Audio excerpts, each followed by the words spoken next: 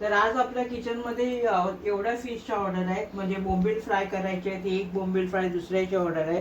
त्यानंतर हलवा फ्राय आहे, याचीच आपल्याला चटणी आणि आमटी करून द्यायची आहे.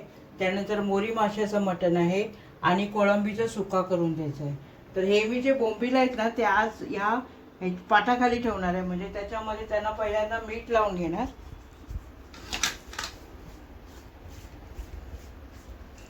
त्यानंतर त्याला आलं लसणाची पेस्ट लावून घेणार व्यवस्थित.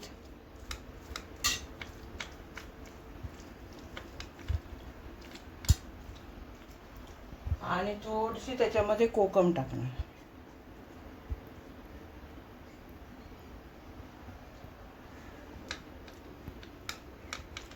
आता या हलवा मच्छीला पहिला आपण मीठ लावून घेऊ, लसणाची पेस्ट लावून घेऊ.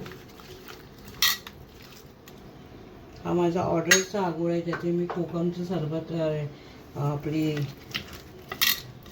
माशाचं मटण आहे ते आपल्याला करायचं. त्याला पण मीठ, थोडीशी हळद आणि थोडंसं आलं लसणाची पेस्ट लावून ठेवून देणार. हे कोळंबी आपल्याला सोलून घ्यायचे आहेत आणि सोलून घेतल्यानंतर त्याला आलं लसणाची पेस्ट लावायची आहे, स्वच्छ धुवून, आणि हळद घालायची आणि कोकमचा रस लावून घ्यायचा. हे जे हलव्याचं सार करायचं ना त्यासाठी काढलेलं वाटप आहे. त्याच्यामध्ये 2 मोठे कांदे घेतले, 1 नारळ घेतलाय आणि 3 टोमॅटो घेतलाय. तर आता आपल्याला त्याचं वाटण करून घ्यायचं आहे. त्यासाठी हे सगळं 2 चमचे लाल तिखट, 2-2.5 चमचे टाकायचे. धणे पावडर टाकणार आहे 1.5 चमचा आणि थोडीशी हळद. पाण्यामध्ये मोरीसाठी वाटप करून घेतले.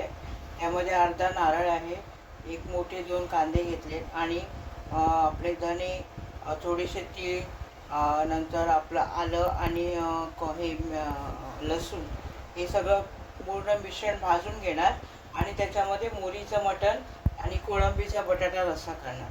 हे भाजल्यानंतर मग हे फोडणीला घालून घेणार. म्हणजे दोन्ही वाटप यासाठी तयार झाले. वाटण पण घे.